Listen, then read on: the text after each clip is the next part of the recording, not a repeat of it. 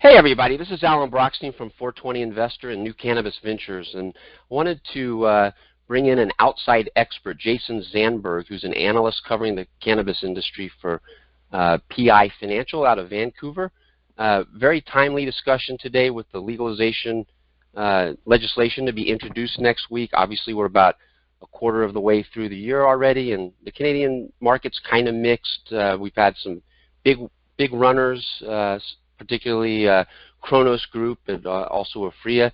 And then a lot of the sectors have been under pressure. So this is a good time to check in with the expert. Jason, how are you doing? I'm doing fantastic. Thanks for having me.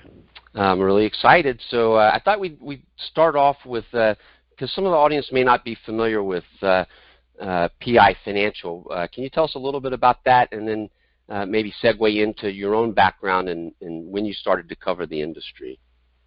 Sure, I'd love to. PI Financial is an independent investment dealer in Canada. Started in 1982, based out of Vancouver, and we have offices across Canada, including Calgary, Regina, and Toronto, as well as a number of smaller offices in smaller communities. But we've got about 200 investment advisors across our network, and we've been very active in this cannabis space. We've been part of either led or co-led, or been part of a syndicate raising well over $200 million in the last year. And in terms of my background, I've been an analyst for over 25 years. Covered a lot of different sectors over that period of time. And currently I cover not only the cannabis space, but a number of other sort of unique, what we call special situations, which are sort of stocks that sort of slip through that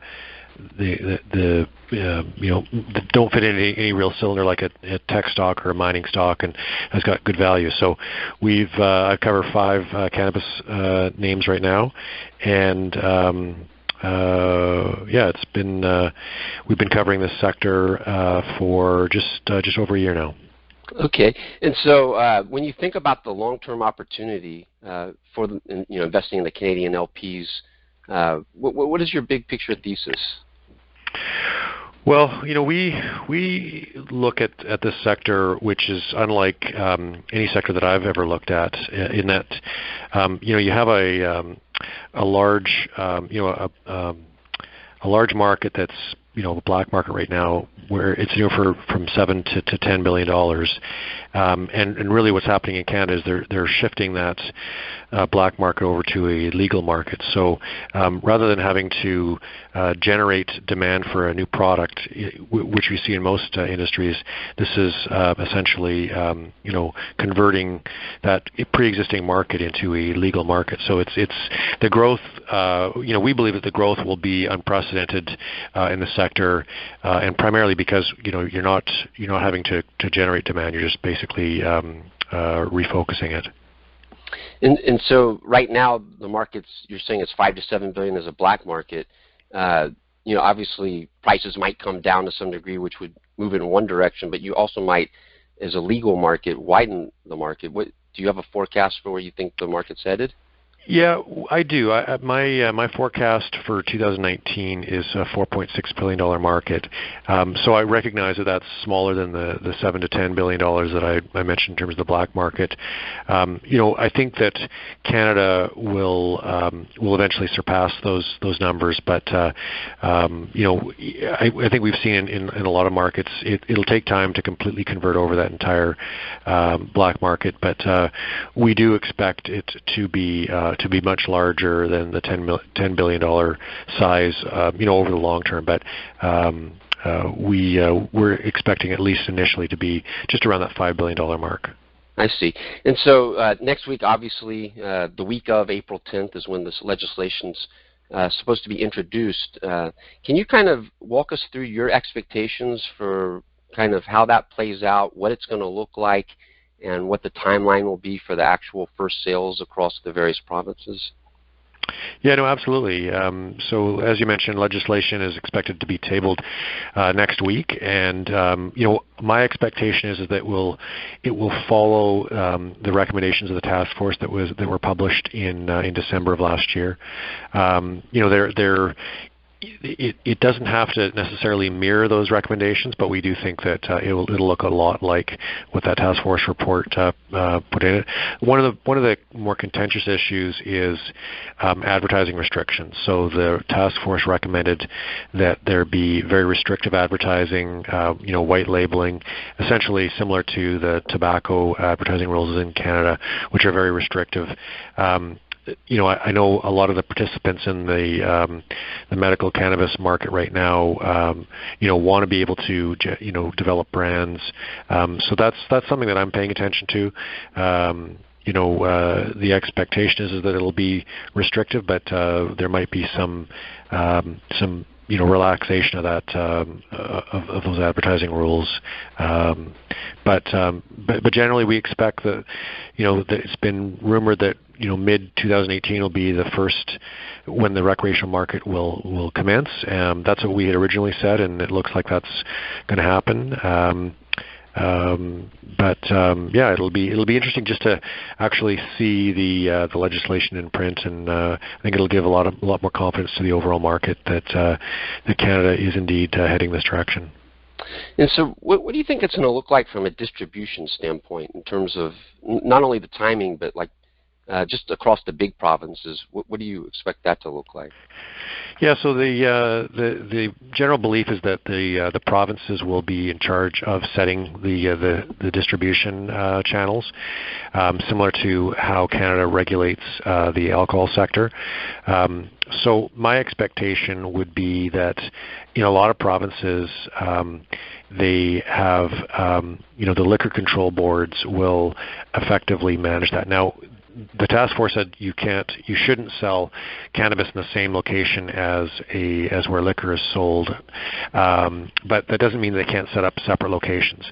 But we have very different distribution systems in alcohol from province to province, and I expect the same thing with cannabis. So, for example, there's a good chance that in BC that distribution may go through dispensaries as opposed to some of the provinces like Ontario that have been very vocal about the liquor control board having control there. So I think it'll look different with each province. But the one thing that I do expect is that the licensed producers will be able to continue to sell direct to not only their medical clients but also to the rec market. And I think that's where I get excited about these licensed producers. It may take some time for the provinces to figure out exactly how this distribution is going to work, but if the LPs can sell direct to consumers, I think there'll be significant demand, on day one for once the rec market opens up. So just to be clear, on day one, anybody in Canada will be able to buy through the mail, but maybe the implementation will be a little staggered in physical locations? Well, we don't know that, but what the task force had recommended is they had mentioned continued direct sales from LPs, and my expectation is that when you get multiple levels of government involved, the timelines can drag out. So if July 1st is the official start date, but the provinces, on July 1st, 2018, still don't have their infrastructure set up, there may be an opportunity here for the LPs to sell direct while the provinces are still, getting their getting their legislation and their distribution model in place. So, but we'll find out more next week. But that's my expectation. Okay, and then I think a lot of people, some people in Canada, because you look around and it seems like vape pens are legal and things like that. But certainly a lot of investors outside of Canada aren't really familiar with kind of the rules right now on extracts. Extracts are very popular in the United States. Well, and they're popular in Canada too. They're just not legal. But under ACMPR right now, very limited. Are you expecting to see some big changes in terms of the types of cannabis products that are able to be sold? Absolutely. So you're right. As of today, the only form that you can sell cannabis, it's only medical right now, but it's either dried bud or a very diluted oil. If the Prime Minister of Canada, one of his goals is to redirect profits from the black market into a legal market, and if he is serious about doing that, he would have to provide a much wider range of products that are authorized to be sold. So I would expect concentrates to be included, which would include vape pens and the like. So I'm not sure if that level of detail will be released next week, but most definitely the recreational market, if it wants to succeed in redirecting those profits from the black market, they have to provide products that people want to buy. Right. Okay. So those are some things to look out for, the distribution and kind of the form factors, but that might not be apparent for a while, is what I hear you saying. Well, I'm just not sure exactly what level of detail they'll have the legislation. I'm sure the legislation will tackle what their actual age requirements are. I know the task force had talked about 18 or older, but they'll readdress a lot of things that were in the task force report, and there may be some comment on the type of products, but I think what we'll see most likely is the official distribution issues in terms of handing that over the province, regulation and timing. But we'll see how detailed it gets when the legislation comes out next week. Okay. Well, let's switch gears and start talking more about trying to hone in on the winners. And I guess my first question for you is, how do you look at the market, and what do you think it takes to be a winner in terms of being a leading licensed producer? Yeah, I think that capacity is definitely an issue right now, given that I wrote a note a couple of weeks ago that looked at if we expect this market to be 4.6 billion, like I do, there's definitely a lack of capacity right now to address that market. So I think capacity is definitely key. But in terms of the actual operations, I look for companies that have high yields, low costs, and the issue around strong brands may or may not come into a factor. I believe those that'll be able to develop strong brands will do well. It remains to be seen whether advertising rules will allow them to do that. But so we're looking for scale, and we're looking for those operators that are able to grow a good product at high yields and low costs. Okay, so when you think about that, right now the market probably has 3 or 4 big players that, I'll just name them in terms of market cap and revenue. That would be Canopy Growth, Aurora, Aphria, and MedRelief, which is privately traded. When you think about just the way the market's structured now, there's 41 licenses. Obviously, a few of those licenses aren't active yet in terms of sale, and a few of them are held by multiple licenses held by a single issuer. But you're probably talking about reasonably 35 players right now. Do you think that the market will continue to be dominated by these companies, or how do you see that playing out? Yeah, I do. Those that were able to come to market and raise capital had a huge advantage. So not only have they gotten better at growing the product, but they've also been able to raise money and expand their footprint. So that was a huge competitive advantage to have that head start. We do expect, you mentioned 41 licenses. We expect there'll be 20 to 30 more licenses handed out in the next 2 years. We've seen, a number of cultivation licenses handed out since the beginning of the year, and we think that'll continue. But any new licenses that come to market, because they will be behind in terms of build out and experience, we expect new new companies that come on have to establish a strong niche. So whether it be having a very strong medical focus or something that sets them apart. But we do think that those names that you mentioned will be the dominant players moving forward. And there will be some consolidation, I'm sure, at some point in time. We did see the Metrum Canopy deal. I haven't seen a lot of that consolidation, but I think over time that will have to play out. Okay, and so in terms of yields and costs, have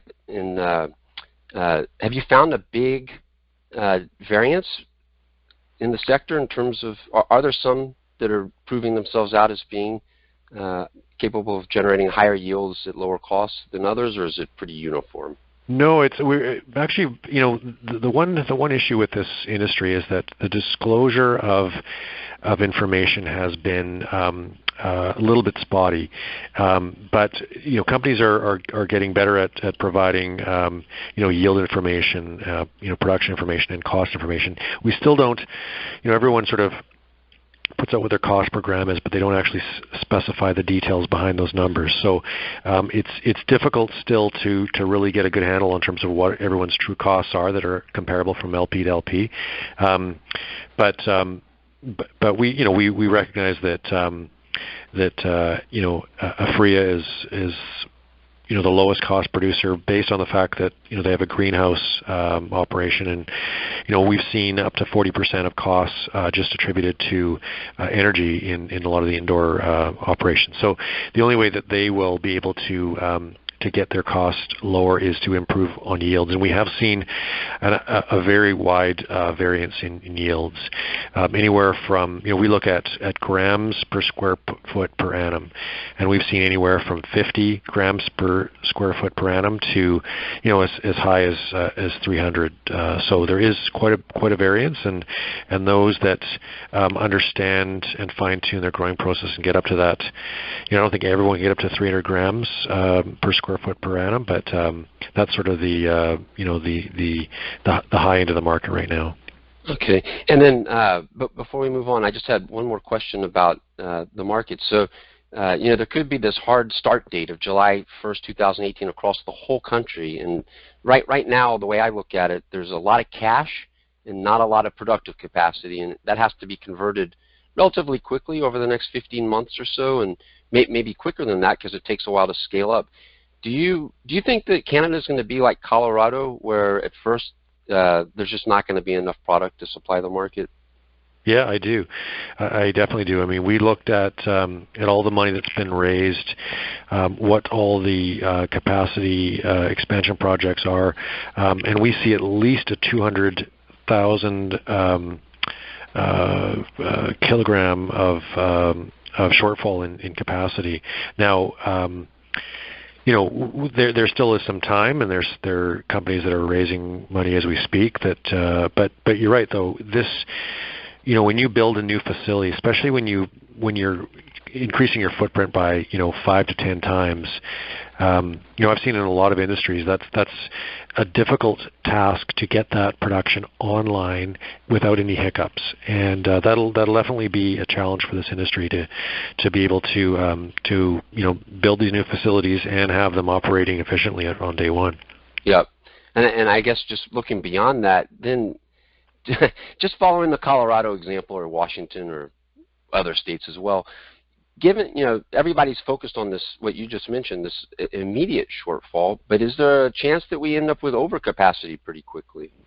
Yeah, it's possible. I think it's a little bit different than some of the U.S. states in that, right now, as you mentioned, there's 41 licenses. We expect, let's say, another 30, so call it 70, 75 licenses.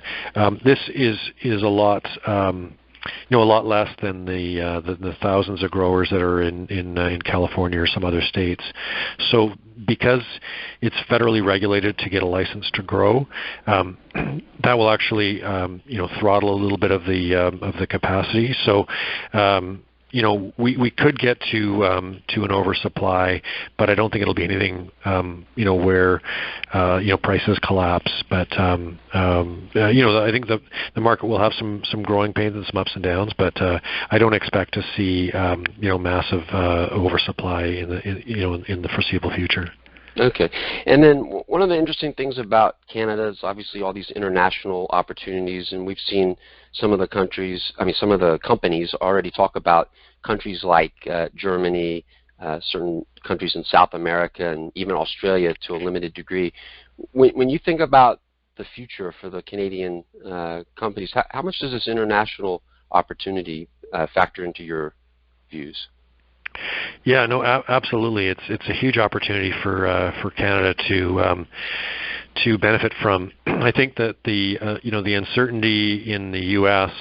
There's a lot of expertise and a lot of supply. The U.S.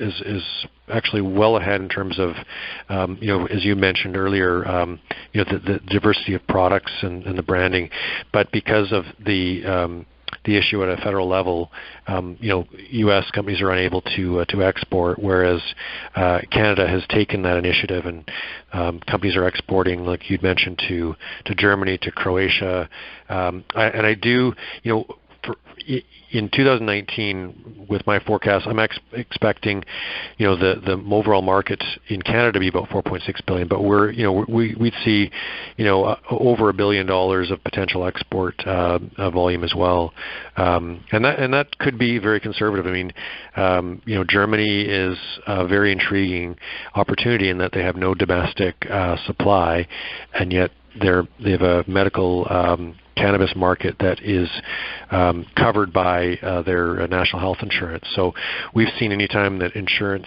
plays into compensating the patient, that the volumes go up dramatically. So Germany is much larger than Canada and probably has a better structural system for their medical market. So it could be a huge opportunity for Canadian producers to export to that country. And we've been seeing more and more countries around the world that are changing their own legislation to at least adopt a medical market. We haven't seen a lot on the rec side, but definitely on medical there's a huge opportunity internationally.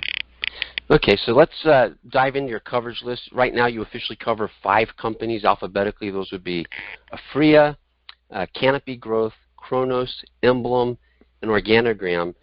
Maybe you can just give a very high-level view. You have buy ratings on all of them. Can you just give us, I'll just say the name and just give me kind of your high-level view on how the company's different from its peers, or what you like about it. So the Sure. first one would be Aphria. Sure, yeah. Aphria, they're a large greenhouse grower in Leamington, Ontario, recognized as the lowest cost producer. We believe that they will be a very large volume, low cost producer in the space.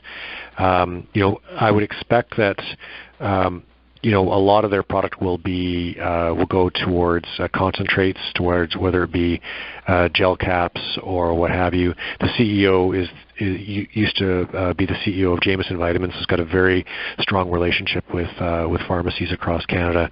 So we expect them to be a big player in that medical market going forward. And just a quick follow-up there. They obviously have been really the only LP willing to put their dollars into the United States to ship those dollars over the border. Is that something that you look at favorably or unfavorably? It's definitely a big opportunity. The U.S. is a much bigger market, and they, like you said, they have been very aggressive so far in the state of Florida and the state of Arizona, putting together investment portfolio. So I think that will pay dividends in the long run. I would actually expect to see more LPs start to follow that trend. Okay. Now let's go to Canopy Growth. What are your high-level views on that one? Yeah, Canopy Growth is recognized as the market leader in Canada. Very aggressive management group that has been, they have been the only real consolidators in the sector. They bought Bedrocan early on, bought Metrum just recently. So, very large market share in the medical market right now. They are definitely probably the widest known brand. I mean, you're not able to advertise in the medical market in Canada yet. If you're familiar with the Canadian scene, the name Tweed, which is one of their brands, is probably one of the more popular brands. So we do think, especially if they allow advertising and branding, that the Canopy will be a big winner in terms of market share and market growth moving forward. Okay, and then one that probably people aren't as familiar with, Cronos Group, which owns 100% of 2 LPs plus small stakes in several others. What's your view on Cronos Group? Yeah, Cronos Group was sort of an unknown entity for a while, up until in the last three or 4 months.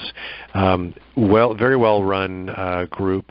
As you mentioned, they are the only a licensed producer that have a facility in both Western and Eastern Canada. So they have 90 plus acres in Ontario, about 2 hours north of Toronto, in Stayner, Ontario, where Peace Naturals, one of the original LPs, exists, and they have a significant amount of room to expand. And in BC, they have 30 acres just outside of Armstrong, which is in the Okanagan Valley in BC. So great coverage in terms of geography, and management has done a lot of value-added, shareholder friendly transactions recently, including doing a joint venture with the First Nations group. And they've been very aggressive on the export market as well, selling their product into that German market that we think is going to be very lucrative for Canadian LPs. Yeah, I guess I should have mentioned, for those that aren't familiar with that name, that was formerly PharmaCann Group. But so the next one is one of the more recently publicly traded companies, Emblem, which started trading in December. What's your thesis there? Yeah, Emblem. We like Emblem based on their focus on the medical market. John Stewart, who is ex Purdue Pharma, probably has the most the strongest pharmaceutical background of any of the management groups among the Canadian LPs. So great operation out of Paris, Ontario. We think they're good growers, and we think that they'll be one of the winners on the medical side long term. In terms of the rec opportunity, their goal is to grow a very premium product. We're yet to see exactly what type of products are available into the rec market, but their plan is, based on the fact that they focus on quality right now, they want to release a very high-end rec product. But we see the big opportunity is on the medical, and John Stewart's leadership on that. Okay, and then the last one is Organigram, which is one of the early on, and they've had obviously some struggles recently. So how do you think they're going to come out on the other side of that? Yeah, we really like Organigram. We recognize that they had a very significant recall last year, and it definitely has hurt its reputation based on the fact that they branded themselves an organic grower.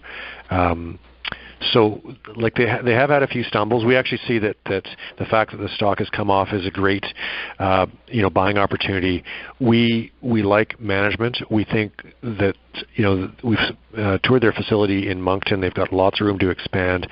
And the one thing about the Maritimes in Canada is, Maritimers buy from other Maritimers. So, we've seen that in the beer market, where they've had locally brewed beer that is got a very high market share in the Maritimes, and we think that the same factor will play out. So we think that there'll be a big winner in market share in Eastern Canada, and if they can